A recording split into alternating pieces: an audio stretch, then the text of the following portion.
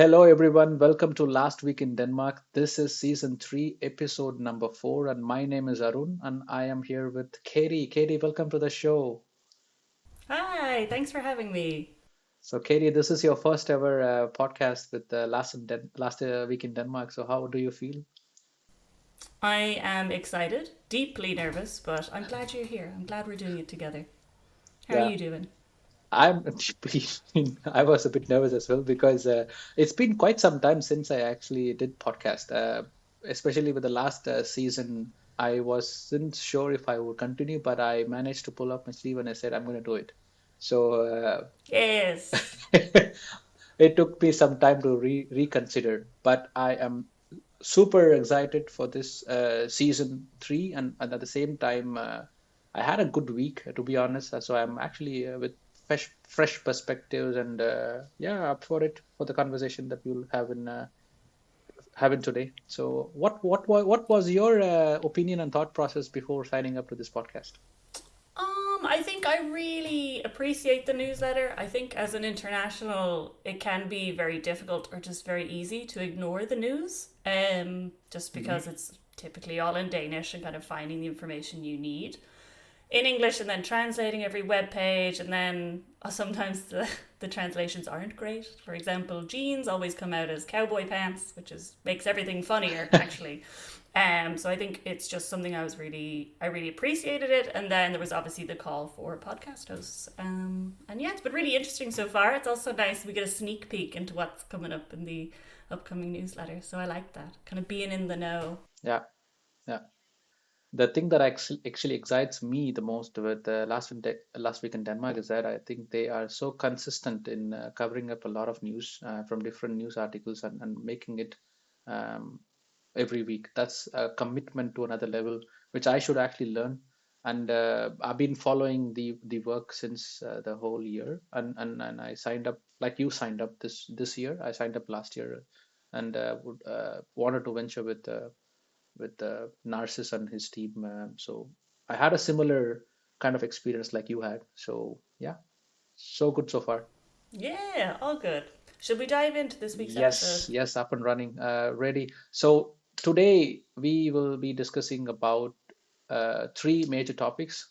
One with the recent documentary about cryolite mining, which has reignited tensions between Denmark and Greenland. And before we dive deep in, I'll also tell the next two topics, which is Denmark's intelligence agency warns Russia and could threaten NATO, but experts question the alarm. And the last topic would be the new collective agreement for industry workers, boosting wages and parental leaves and work flexibility. So these are the three topics we would dive in. Uh, so let's start with the first one. Where does the fun begin? There's a couple of fun topics in here, Yeah. but yeah, the uh, the Dayar documentary. So the documentary about the recent cryolite mining has actually sparked a lot of issues within the Danish media outlet, and that led to a lot of conversations fuming between political parties and Greenland leaders. My take with this article, I haven't gone through the entire documentary myself, but seen from a past colonized country, I kind of find this conversation so relevant as a person who was from the colonized part.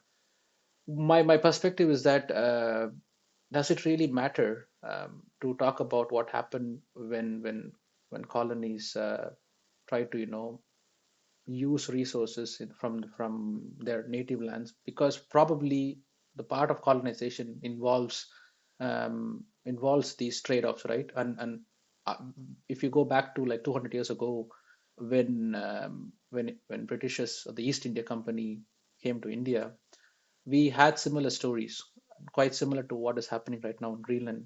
So I'm just talking from my own experience with my own homeland. But it seems to me that this has been gaining traction because Greenland wants independence, and they use this as a tool or mechanism to kind of voice out and bring in a lot of make maybe buy in more supporters. So I don't really buy in, from my opinion. What do you think?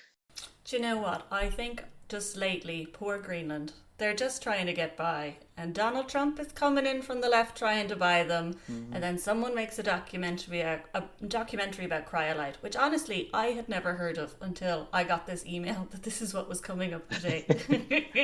But I think it is important to discuss it. Particularly, Greenland isn't independent now. I think they have wanted their independence for quite some time. And I do think it is the nature of a colonizer to kind of brush over, oh, we just murdered these people or we just took all this money. And I suppose just to kind of take a step back and talk about what is cryolite.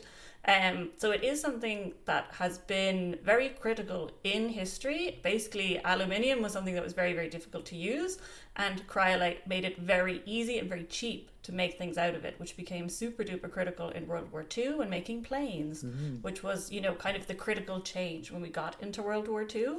And what's probably more important is that the only place you can find a large amount of it is Greenland. So it is a huge deal that Denmark found this, capitalized on it. It was mined by Danish workers who then paid Danish taxes, and it was then sold by Denmark for, I think it was estimated 400 billion DKK. Now, I did ask my partner about this, and kind of, she watches more documentaries and reads more news. She is Danish. So she's kind of my go-to, and I'm like, what do you think is going on over here? And she did say there is a lot of criticism about the documentary kind of throwing out facts and figures and, where is the basis for it? Like you're saying, is this a reliable source, or is it just someone kind of capitalizing a little bit and kind of making it more dramatic to make the documentary a bit more sensationalist? Exactly. So I think someone did come back and say, no, it was only about 15 billion DKK, which I think was the wrong answer. I don't know why they thought that would be a convincing argument. But at the same time, I do see what you're saying in the sense of this is something that was done, it ended in the 1980s. So it is like, okay, if Greenland are just noticing it now when Denmark makes a documentary, has it really affected them? Do they really have the right to kind of stand up and say, like, what's going on here? But I think the Prime Minister does have some valid questions, like, what would Denmark have been without that bump in income and jobs? I think it's a very valid question. And then I think they're kind of in a bit of a tornado. Greenland, as I said, Mr. Trump, always very scary. And then all the ongoing things with Denmark and kind of the world slowly learning kind of what happened between Denmark and Greenland. I think as a country and a country that wants independence, who can Greenland trust? Who is in looking out for their best interests? Because if you look at this example, Denmark didn't share much of this cryolite industry with Greenland when obviously they could have used that to get independence.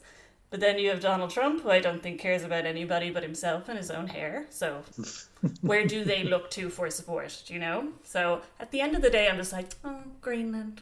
The thing with the trade-off is that what concerns me the most with a country like Greenland with a population close to 50-60,000. I don't know if it's easier for them to defend themselves if this trade-off has to happen. And there's a lot of eyes attracting towards potential mining opportunities in Greenland. And now we saw the cryolite thing, but there could be many more. Than the next gold are probably more precious than what we consider precious at the moment, which could be bauxite or lithium ion or something, right? And as an international in Denmark, I start to concern. Well, if I were to pick a side, I would choose not to go with U.S. or American interest because No, I don't think anyone should side with the US right now. yeah, it's for them. Their notion towards coming and buying Greenland is purely kind of annex to their states and then try to exploit the natural resources that Greenland could have, and not to have sovereignty for a nation that is seeking independence. And that is also the same intention for other countries like China and Russia who wants to trade with Greenland. So Greenland sees a huge opportunity, and they wanted to actually kind of what, this is the time we will go all in and then bring all evidences. So we kind of, they want independence. Fair enough. But is it the right time? And are they capable enough to defend themselves? Because country like let's say military power supremacy could easily annex it. I don't think they're waiting for the right time, I would assume, just to make this happen. So Yeah, very vulnerable position to be yes, in the sense of everyone else can see your value. I think as well, kind of just talking about the fact that Greenland is so small, and as you say, there's such a huge, it's like a huge land mass, and they don't know yeah, what precious things are hiding in that land. I often think about this in Ireland. We obviously have like the Republic of Ireland and then Northern Ireland, and often people are like, oh, do you ever think there would be a united Ireland? And kind of some people see that as the perfect picture, but realistically, Northern Ireland is a bit of an economical hole, so it would be a huge financial burden to take on Northern Ireland into the Republic and reabsorb it. So there's kind of all these economical factors of like, okay, let's say, Greenland finds all these natural resources. Do they have the manpower mm, and the training and the education to do something with it? And then if they do have that to extract it, whatever it is from the earth, do they have the means to sell it globally to whoever? And do we have the intelligence to know who's okay to sell to? Please, not the Russians. But like, where can those go? How do we do that responsibly? But also, how do we make sure Greenland is getting a fair shot? Because they managed this in the past? I really don't know enough. But I just worry about Greenland basically in mm. general. I, I I have a lot of these conversations with my colleagues as well. I was surprised to see a majority of the Danish lean towards, yeah, it would be nice to give them independence because I don't think annexing them or having them part of Denmark adds any value. But historically, that has not been the case. 400 billion is a lot of money, and the trade-off with mining is a huge business, and there could be potentially more businesses. And like let's compare with Norway, right? Norway has a huge oil reserves, so they are filthy rich compared to a lot of other Scandinavian countries, in my opinion. And Denmark mainly depends on manpower, and the recent developments with we call life sciences, innovation in energy conservation, production, right? And as as a person coming from a developing nation, I see the land as a huge asset, huge value, and how we could incentivize people to go and work in Greenland. I was wondering, what if we send all the people who want to, ambitious people to go and do mining projects in Greenland and incentivize them and cut off the taxes? A lot of people will go do businesses there. And that's how I see as a as a guy from another country, is to say, hey, there is a huge business opportunity, and if incentivized right, people could actually make a value, and that's also going to incentivize the locals. And but people don't agree with me. They say they go with this enter loan. I don't know if you know the word enter law. It's like a feeling where if you're ambitious, you should probably go to America. It's people driven by people values, and they don't really feel like we could push ourselves to go and conquer or be build businesses and make more profits and stuff. But I was shocked when a person put some words on saying, oh, that's their decision, they have to live by that. But also there's a lot of mixed opinions. I'm not the only one who's saying it, but yeah. I think it's the trouble as well, is like none of us are from Greenland. We don't know what the reality is of being someone from Greenland and the challenges or anything that comes with that. So it's very easy for us to be. I mean, I would be on your side, though I think sometimes I can be a capitalist cog in a machine. But at the same time, like, okay, businesses bring money, money brings infrastructure. That would bring benefits to the community of Greenland. And I do feel like that's kind of the struggle with this topic, in the sense of like, at the end of the day, what's going to benefit the Greenlandic people more? And there's not really someone to trust, because it does come down to like money, who's going to pay the most, what's going to happen there. But as shiny and happy as that topic is, should we move on to the second one? Yeah, absolutely. But before moving on, I had one more thing to talk about, and I like this to. How long have you been in Denmark so far? Me? Yeah. 3 years, I think. It was 3 years in. I mean, I know it was 3 years. It was 3 years in October. I've been in Aarhus. There is an exam called Melboskabsprøve. It's for active citizenship in Denmark, and we used to have a lot of questions about Greenland and stuff. The very reason that America pushes saying strategic move to annex and have our border secure is a myth, because Greenland already has a US military base. It's called Thule, Thule, and they are kept historically many years when the NATO was formed, and that has already been defending borders. So anyone who says that this is a strategic move to kind of protect the NATO, I don't think it's true, because they do have a base just like the way they have in many other NATO countries, and that's an add-on point from people who actually know the geopolitical geopolitical things that we have to read this, and you have to kind of, it's a mandatory thing if you go and apply for the active citizenship in the country. Yeah, So cool. that's a fact. Yeah. Okay, that's it. Let's move on to the other topic, which is sort of being in the news for quite some time. I think I read this article, it's a kind of a similar article half a year ago when the Ukraine war was in its peak, I would say, and it has resurfaced, I assume, and that is Denmark's big red warning. The Denmark's military intelligence kind of, puts in an alarm saying Russia could engage in a regional war against NATO countries, and it sees the alliance as weak or divided. So probably there could be time where we might have some issues or full-scale war. Probably, I don't know how realistic it is, but let's talk about facts here. Since nobody have no clue how many soldiers were engaging in war with Ukraine, some say, at least it's not a fact in my opinion, some say that the estimated suggested people who lost lives are 800,000 soldiers. I don't know if it's actually true. And the economy of Russia is under strain, which is also something that I don't agree. But I do understand there's a lot of losses from both sides, both from NATO and also in Russia. But does it really weaken our? Does it really weaken the integrity of NATO, and does it actually create another war? I don't know. I don't really think so, in my opinion.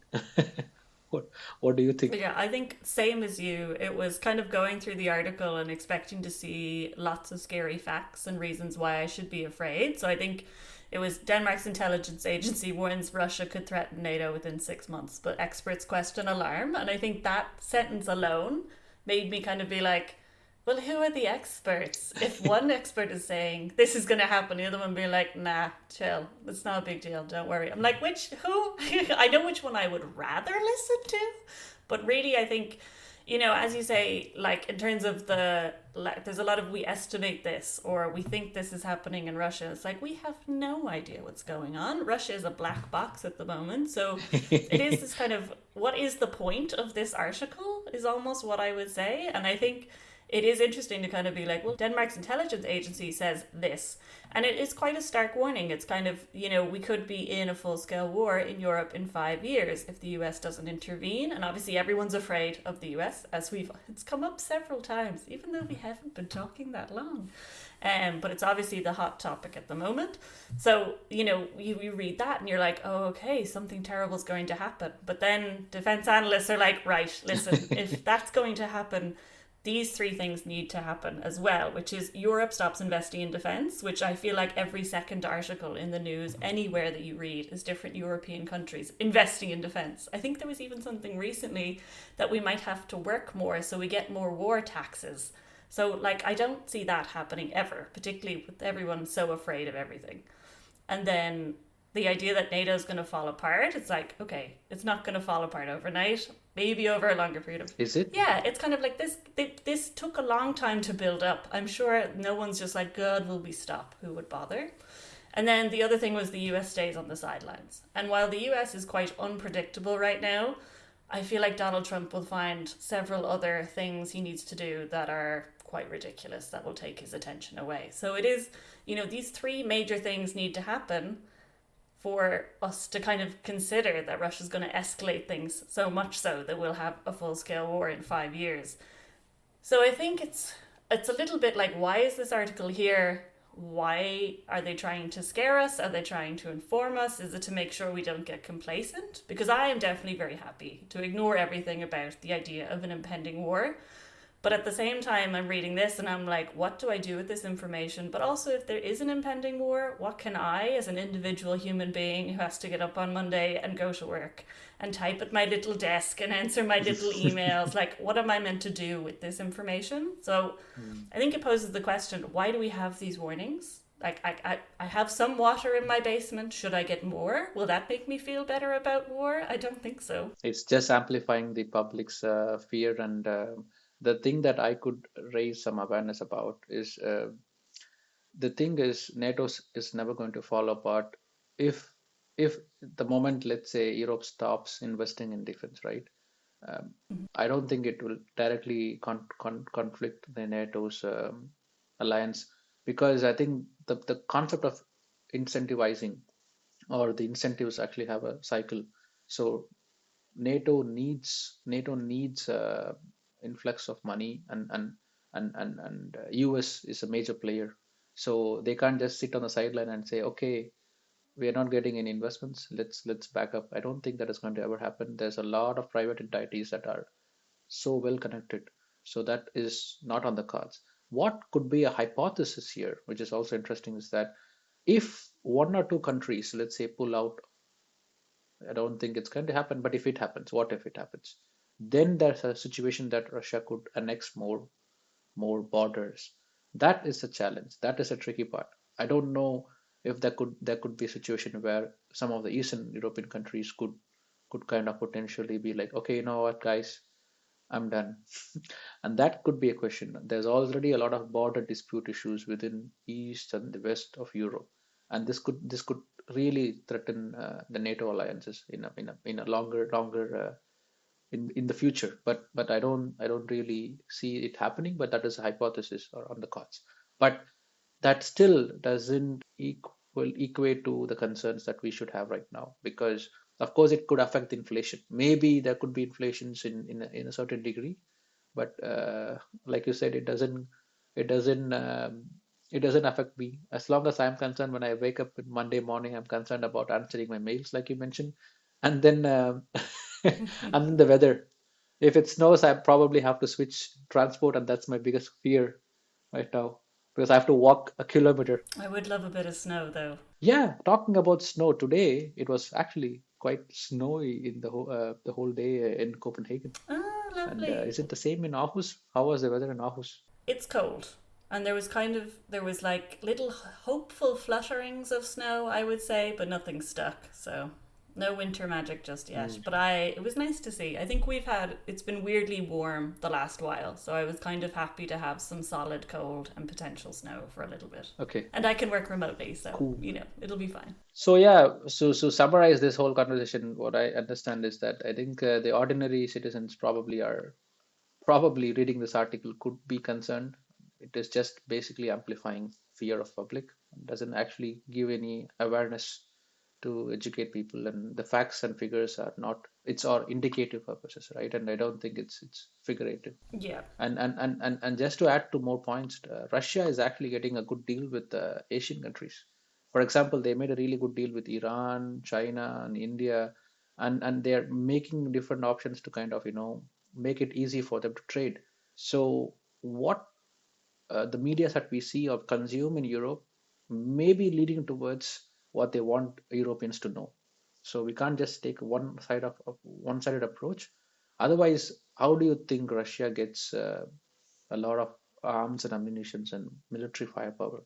There's a lot of these documentaries being published in YouTube videos, which talks about how Russia is financing their war, and that's interesting, because when I see other media outlets talking about a different angle, maybe the facts that we see from a European news outlet could not be just solely trusted or consumed. So we have to think from other outlets and say what the left and right has to say about it. So that's how I see it, at least. That is interesting. If I'm completely honest, I avoid the news 90% of the time now because it's all terrible. I don't want to know. It's too scary. I hear enough of it from other people, and I had last week in Denmark. That's pretty much how I stay on top of things. if something's very important, someone will let me know. But I think it is just kind of that constant reminder, particularly in this age of social media where there's so much information coming from so many places, is we have to be really critical of what we're reading.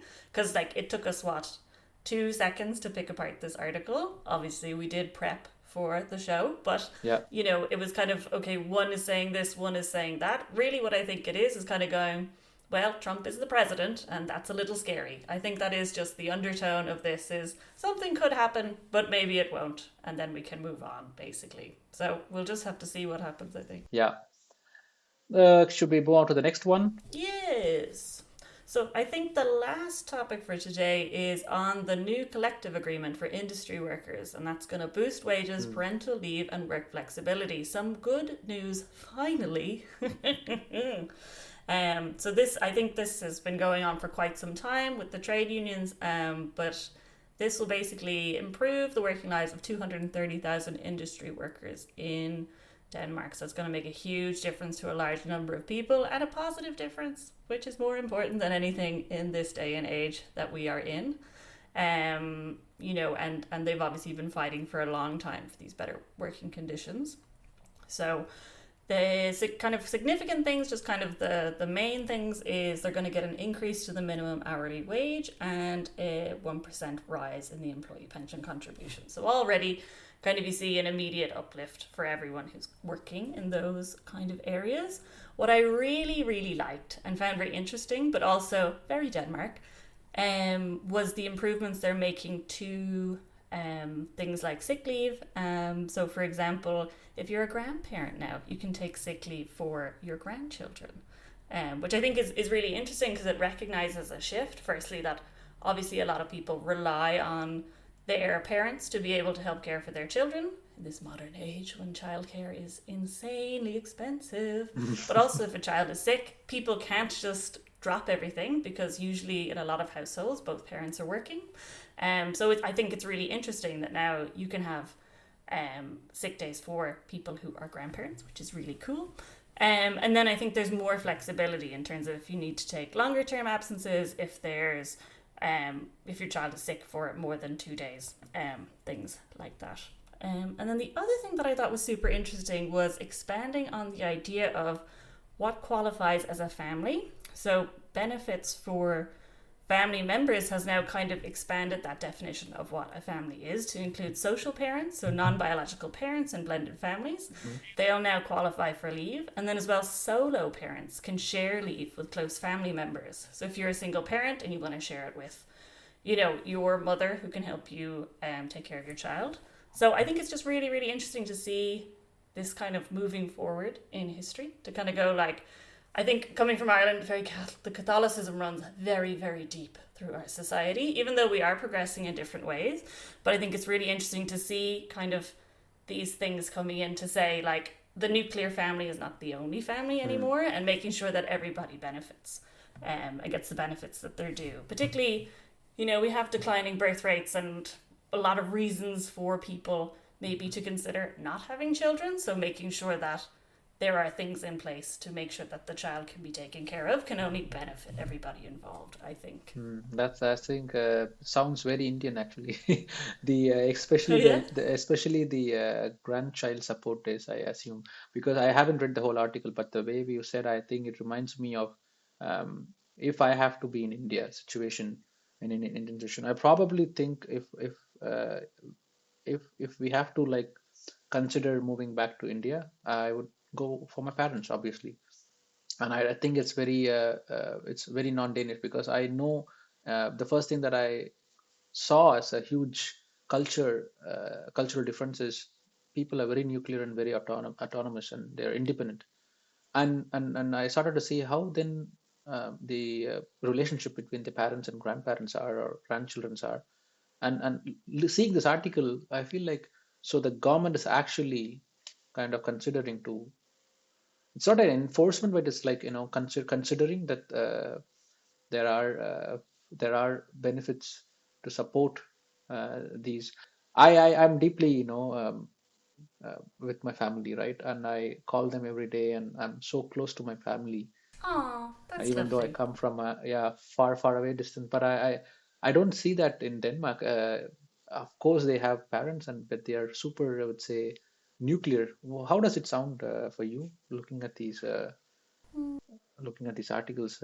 Is it painting a picture that we want to do that, or Yeah. I mean, I think Ireland is very similar to Denmark in the sense that I Hmm. have obviously moved away from my parents, and it has only done wonders for our relationship. And while we have like a very good, healthy relationship, and I talk to my mom every day, usually sarcastic comments or memes, but we do talk every single day. okay? But at the same time, I think there is definitely a you want to get away from your parents in Ireland. I don't know if it's just like we're a little more small town community, or I don't really know why, but I would say one of my friends he's currently moved back in with his parents to save money so he can move to Japan, and I think it's slowly killing him. So, and I do get the impression like my partner's Danish, she's from Holstebro. I'm sure I'm butchering that. But say she's obviously in Aarhus, she's been in Aarhus for 10 years. She has a sister who lives 10 minutes down the road from their parents, and she has a house and she will probably have a baby soon. And like they're just so settled, and she sees their parents all the time, whereas we see them kind of every 2 or 3 months. So there's obviously two kinds of people that do exist, but I do think the majority of people in Denmark and in Ireland kind of fall into my camp of like, God, you're wonderful, but I'm just gonna go over this way. So it is like they're like I obviously love my family, but at the same time, I cannot see them all the time, and that's for the best for everyone. But it's nice to hear that you have such a close relationship with your family. Obviously, if you talk to them every day, but do you get to go home often? No, I travel at least once a year, but that is also because it's not a very common thing that many Indians do. When they have families or when they're married, and they don't often travel. Some do, but I'm falling under those some people who travel every year. But I would like to or wish to invite my parents during summer, and I want to go during winter. So I feel like every 6 months or every 3 months I get to see them more, because I've seen that until 25, 26 I've been with them, and unlike the society that we see in Denmark where the government takes care of everything, in India it's a bit different. We are closely knit and we have to support each other. I don't think the benefits that we get in Denmark is the same like in developing nations like India. So anything that we do, I save up and I invest in my family, and I don't think the government takes care. So that's the mindset behind, uh, for me, if I have to take a leave, that could be for my aging parents or probably my kids, right? And it's Mm. interesting when I read this article. I feel like so they do have leave fund for even grandchild, and I think, okay, wow, so they are considering. For me, it's surprising. So I don't know if it's a sarcasm or not, but I feel like would I become an average of our Dane things? That's how my concern is, and I don't want to, honestly, because I would say, completely autonomous by myself, independent. At some point, I feel like if my parents are really aging, and then I have like, okay, fuck up, let's go back and then fix things, or that's why I feel like I cannot be completely transformed into or Danified. I would say I can never be Danified. I will be Indian, and I could, of course, blend in with other cultures and become a more kind of a mix. But the Indianness will never be completely out of me, I see. No, hold on to that with dear life as well. Yeah. It's wonderful. Yes, I think we have covered the topics that we are supposed to. But do we have any closing thoughts or remarks, Catherine? No, I think it was nice to have a nice positive news piece at the end after two heavy articles. But it's been lovely chatting with you, and I feel like I learned a good few things from you as well. So thanks so much. It's a pleasure to be part of this first ever podcast with you. And since it's going to be an audio version, I feel like I will not be embarrassed myself seeing my face. So it will only be an audio version. So I'm quite convinced that I will be better off. But yeah, overall, I had a good chat with you, and also interesting take on all these topics. So yeah. Until next time, I'll talk to you soon. Yes, and for audiences listening to this podcast, do tune in every week. We have season 3, episode number 5 up and running. It's already been planned. So look forward to that. Enjoy. Bye. Bye.